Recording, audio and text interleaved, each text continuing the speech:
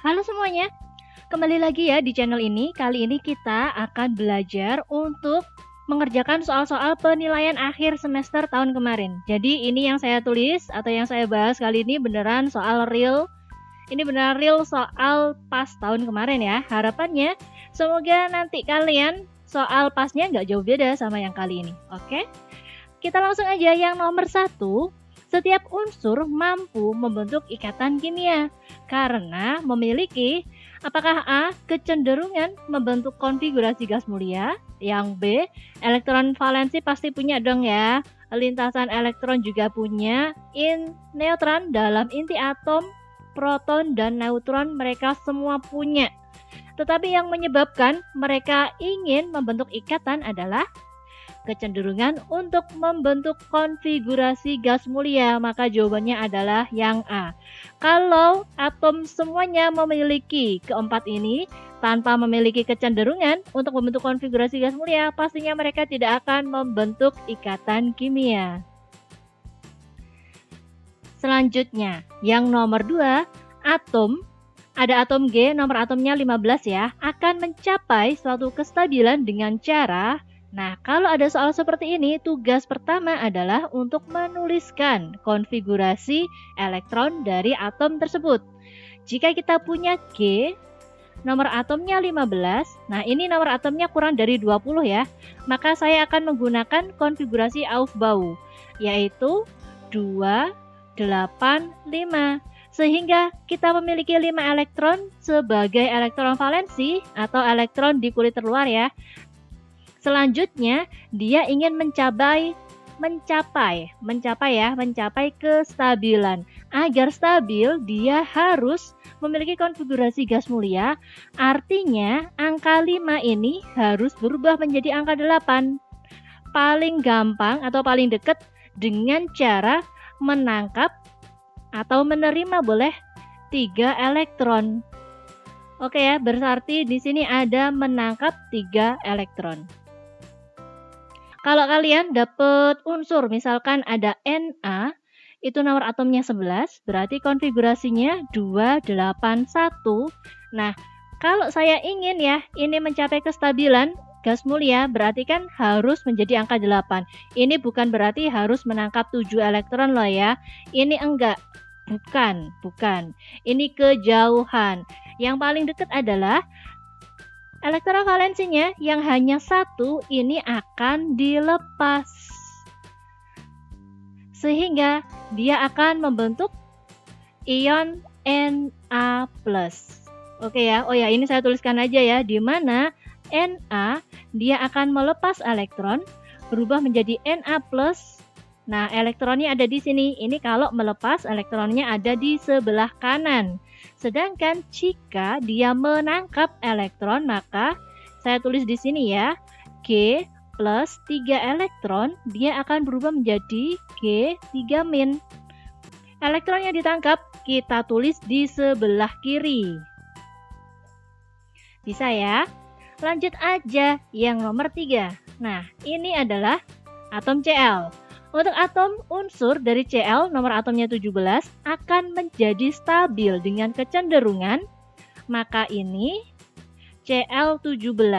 Konfigurasinya saya tuliskan 287. Nah, paling gampang atau paling dekat untuk mencapai konfigurasi gas mulia adalah dengan cara menangkap atau mengikat, boleh menangkap 1 elektron, sehingga Cl plus elektron akan berubah menjadi Cl-. Nah, mana nih? Melepas ini salah ya, mengikat boleh. Mengikat sebuah elektron dan membentuk Cl- berarti ini benar, maka jawabannya adalah yang B.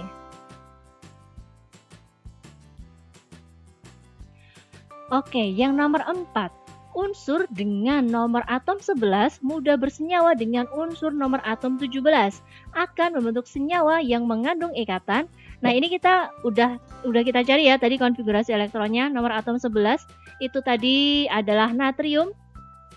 Ini 281 alias golongan 1A. Sedangkan yang nomor 17 itu adalah Cl. Konfigurasinya 287. di mana ini merupakan golongan 7A. Nah, cara mudah untuk menentukan jenis ikatannya kita lihat dari jenis atom atau unsur tersebut. Maksudnya gimana? Jika kita memiliki golongan 1A, ini merupakan unsur logam. Oke ya, golongan 1A, 2A, 3A itu adalah logam. Sedangkan golongan 7A, 7A, 6A, 5A itu adalah golongan non-logam. Nah, jika ada logam bertemu dengan non-logam, hasilnya adalah ikatan ionik. Maka jawabannya adalah yang B.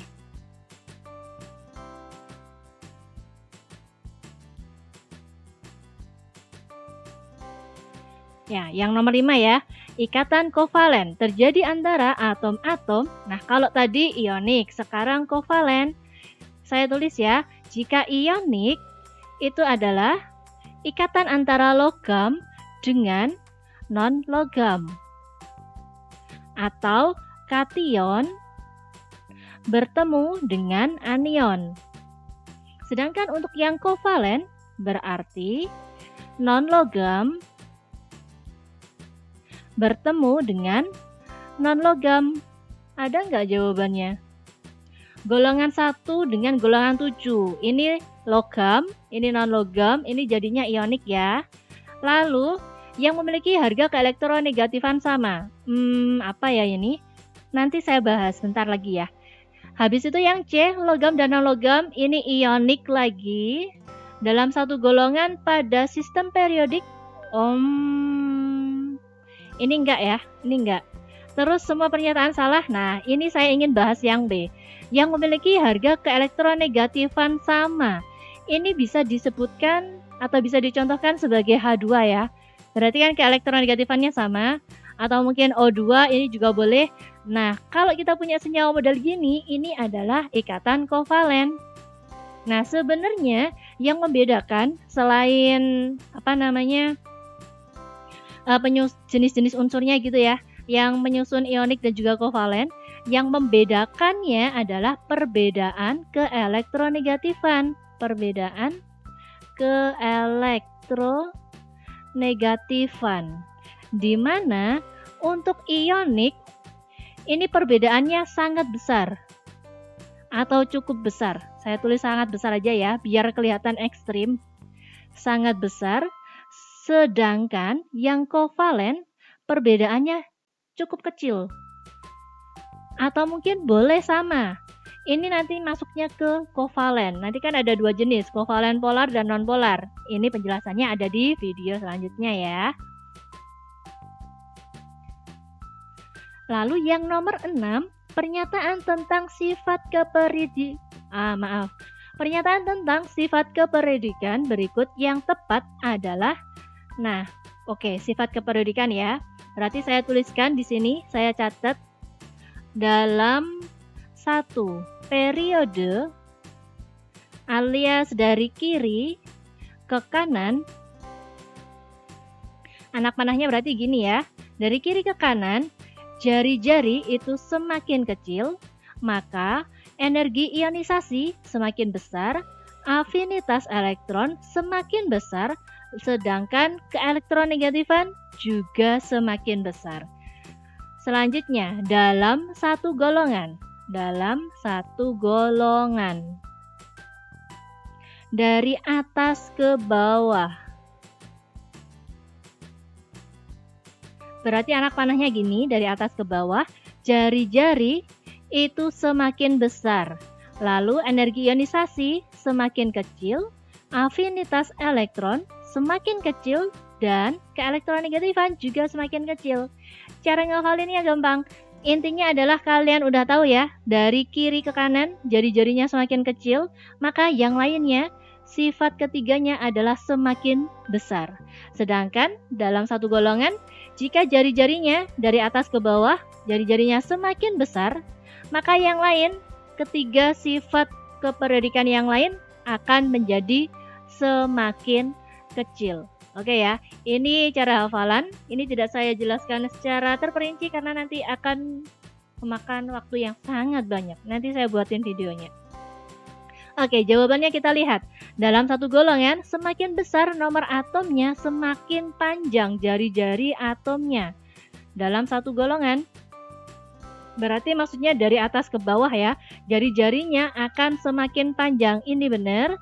Kita lihat dulu, dalam satu periode semakin besar nomor atomnya, maka semakin panjang jari-jari atomnya. Ini salah ya. Ini ceritanya dalam satu periode, berarti yang ini semakin besar nomor atomnya, berarti dari kiri ke kanan.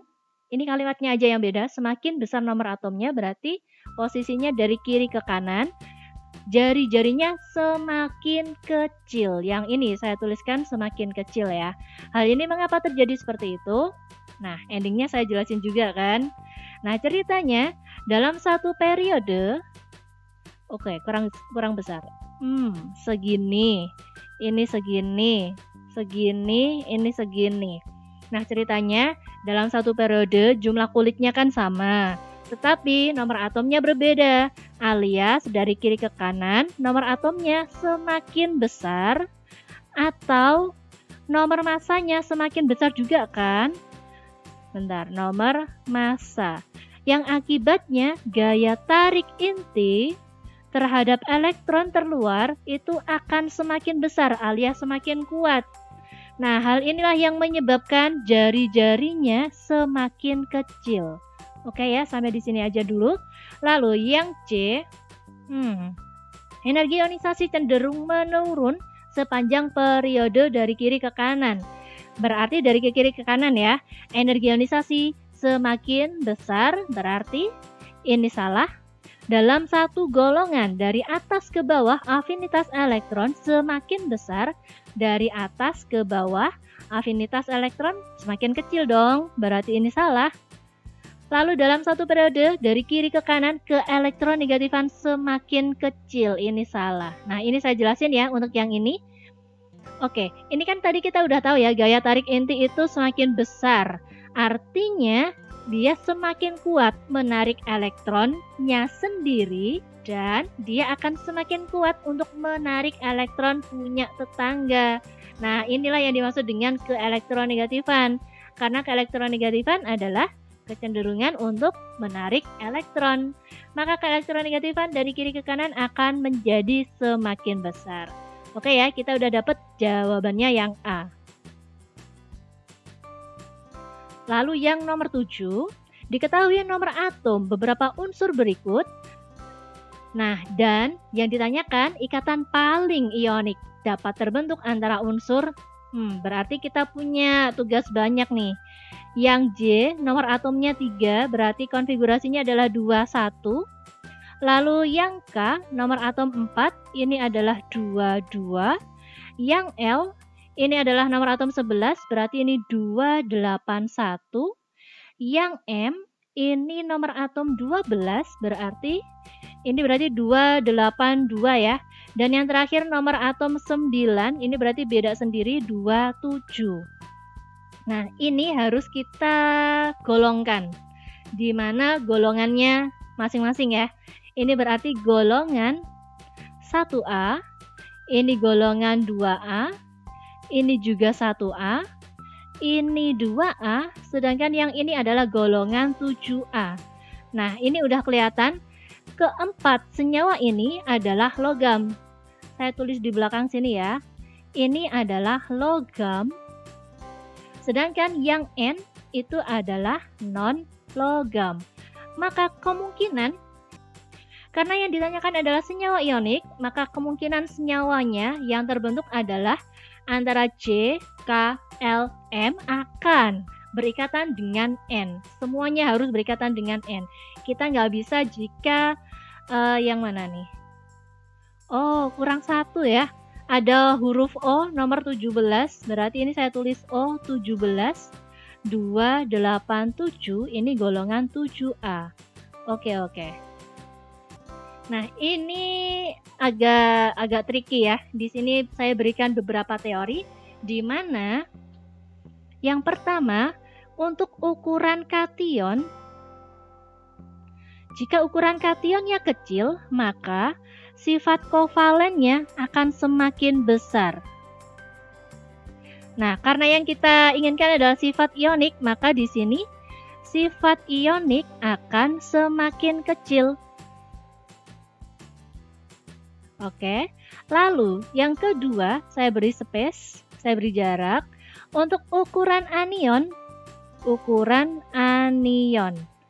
Jika ukuran anionnya menjadi semakin besar, maka sifat kovalen akan semakin besar atau sifat ionik akan semakin kecil.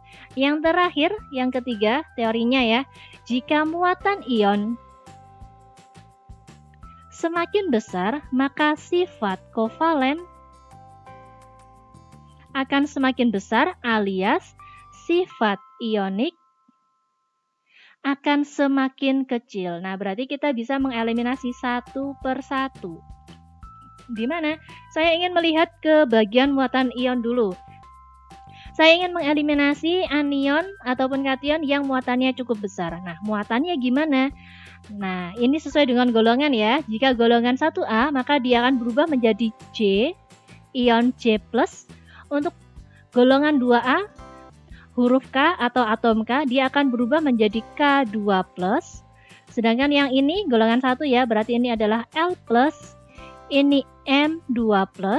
Sedangkan yang golongan 7, berarti ini adalah N- atau O-.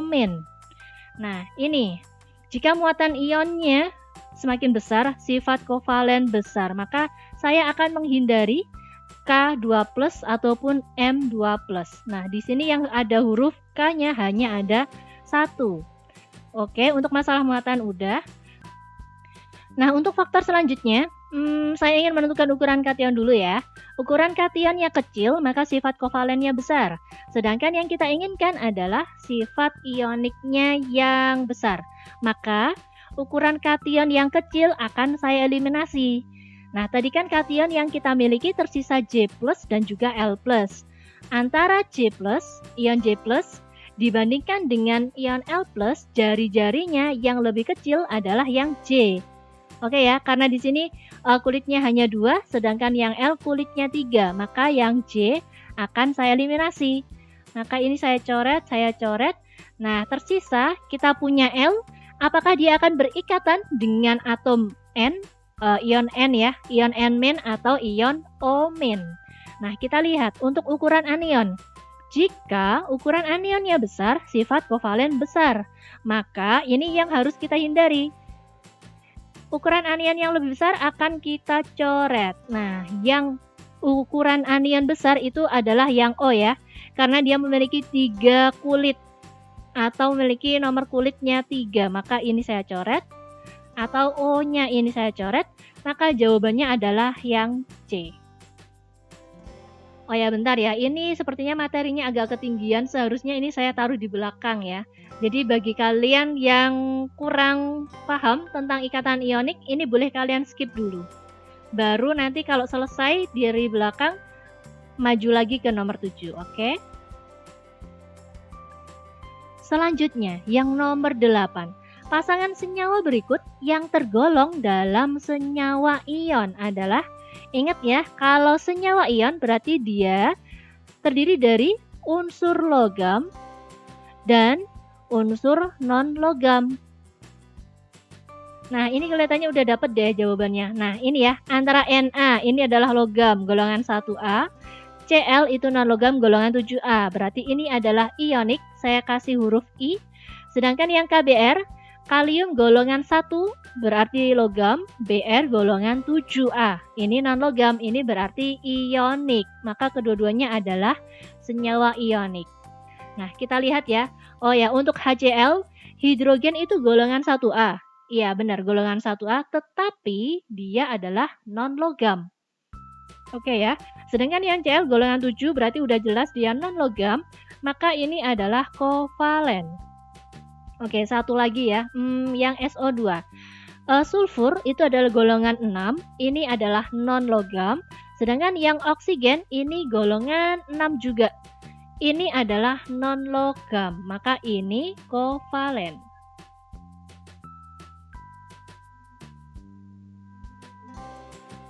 Yang nomor 9. Nomor atom dari unsur X dan Y masing-masing adalah 16 dan 17. Rumus dan jenis ikatan yang terbentuk apabila kedua unsur tersebut saling berikatan. Oke, kita tulis untuk X nomor atom 16, berarti ini adalah 2, 8, 6. Lalu yang Y, ini nomor atom 17, ini berarti 2, 8, 7. Nah, kita tentukan golongannya. Ini adalah golongan 6A, berarti ini adalah non-logam. Sedangkan yang bawah adalah golongan 7A. Ini juga non-logam, maka kita akan memiliki ikatan kovalen ya, antara D atau E. Nah, sekarang untuk yang X, elektron valensinya 6, yang artinya dia membutuhkan 2 elektron lagi untuk berikatan, sedangkan yang Y dia butuh 1 elektron. Nah, angka 2, angka 1 ini bisa kita kita kalikan silang. Sehingga X-nya adalah 1, Y-nya adalah 2, maka kita memiliki senyawa XY2. Gampang banget kan? Oh ya, tadi belum saya sebutkan ya di bagian depan. Apa itu ikatan ionik dan ikatan kovalen? Kalau ikatan ionik itu adalah ikatan yang melibatkan serah terima elektron. Sehingga dia terbentuk kation dan anion ya, serah terima elektron. Lalu untuk ikatan kovalen adalah ikatan yang melibatkan, ini saya cepetin ya, jadi tulisannya agak jelek. Ikatan yang melibatkan penggunaan bersama elektron dalam ikatan. Bentar, dalam ikatan. Oke, lanjut. Yang nomor 10, senyawa klorida dari unsur X20 mempunyai rumus kimia. Nah, ceritanya berarti kita ingin klorida alias Cl direaksikan dengan X20.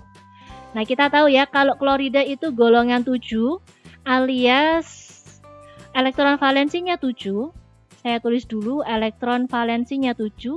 Lalu untuk yang X nomor atom 20, ini konfigurasinya 2, 8, 8, 2. Ini artinya adalah golongan 2A alias logam. Sedangkan yang Cl ini adalah non-logam. Berarti ini terbentuk ikatan ionik ya. Saya tulis ikatan ionik. Selanjutnya, karena Cl itu golongan 7, maka dia akan menarik elektron seperti ini berubah menjadi Cl-. Sedangkan yang X, dia akan melepas 2 elektron sehingga berubah menjadi X2 plus 2 elektron.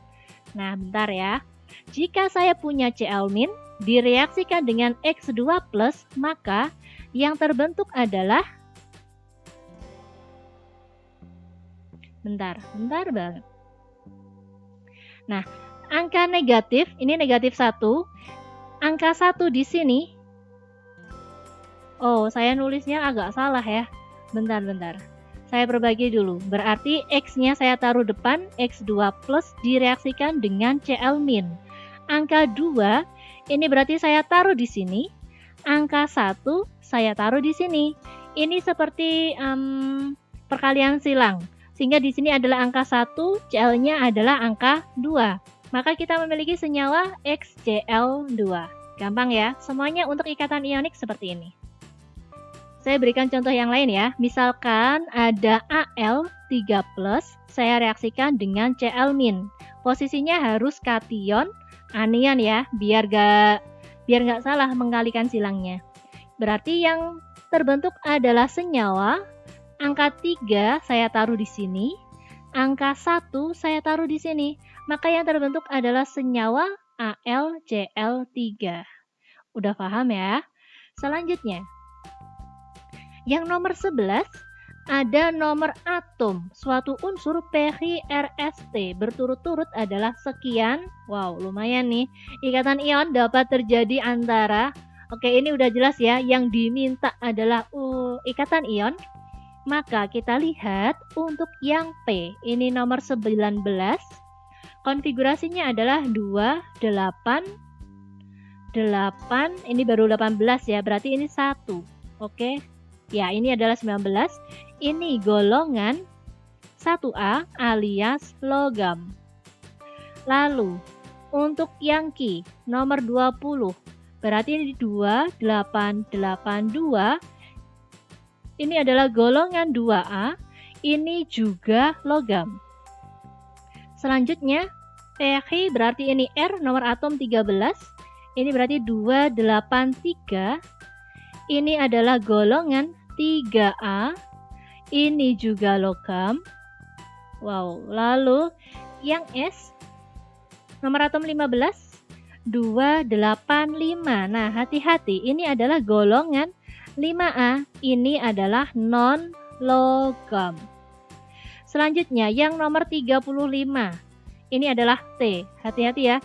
Ini 2 berarti 8, 18, ini berarti 28 ya. Terakhir, elektron valensinya adalah 7. Ini berarti golongan 7A. Ini adalah non-logam. Maka ikatan ionik yang dapat terjadi adalah, kita lihat antara Ki dengan T, Ki dengan T. Nah ini bisa ya, logam dengan non-logam. Kita tandai dulu. Lalu antara T dengan S. Nah, T itu non-logam, S juga non-logam. Maka ini nanti jadinya kovalen. Atau kita silang aja ya, karena bukan ionik kan. Lalu P dengan Ki, P itu logam, Ki logam, berarti ini tidak terbentuk ionik maksudnya.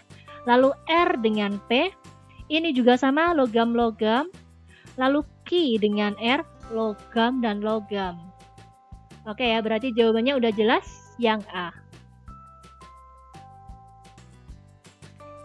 Yang nomor 13, nah ini kayak yang tadi ya, yang nomor di depan tadi, senyawa yang memiliki sifat ion terkecil. Nah tadi masih ingat? Nah untuk sifat ion tadi dipengaruhi oleh ukuran kation ya. Ukuran kationnya kecil, maka ini kovalennya besar. Sedangkan jika ukuran anionnya besar, maka kovalennya juga besar.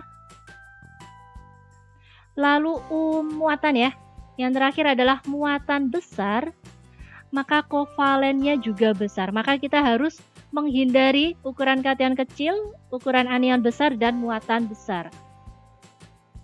Berarti kita pilih dulu muatannya yang besar. Muatannya besar adalah Cl3 karena L-nya nanti Al3+.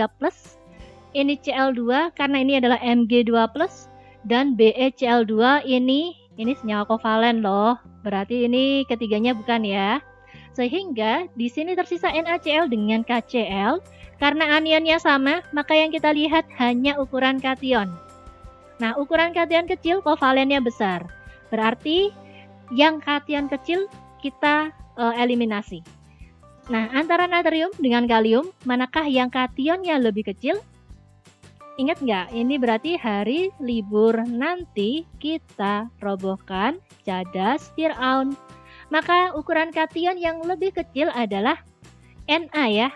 Maka Na kita eliminasi. Maka jawabannya adalah yang KCl.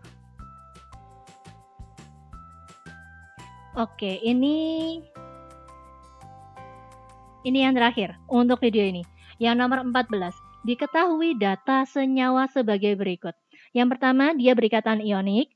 Lalu rumus ikatannya adalah XY3 jika dilarutkan dalam air akan menghantarkan listrik.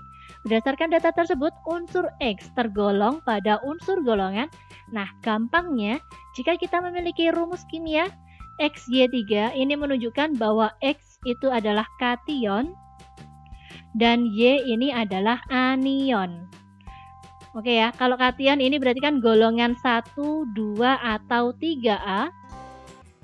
Sedangkan untuk anion ini berarti yang golongan non-logam. Nah, berarti ini antara A, B, atau C gitu kan? Nah, karena ini kita sebenarnya nggak diketahui ya, Y itu muatannya min 1, min 2, atau min 3. Tapi karena ini adalah angka 1 dan ini angka 3, bisa kita simpulkan bahwa X yang ada di sini adalah X3 plus dan kita memiliki Y min. Karena ini adalah 3 plus, maka dia adalah golongan 3A. Gampang banget bukan? Oke, sampai di sini ya untuk materi ikatan dan senyawa ionik. Sebenarnya materi ini memang nggak ada matinya. Banyak sekali contoh soal yang bisa kita kerjakan. Oke, tetap semangat. Sampai ketemu ya di video selanjutnya. Terima kasih.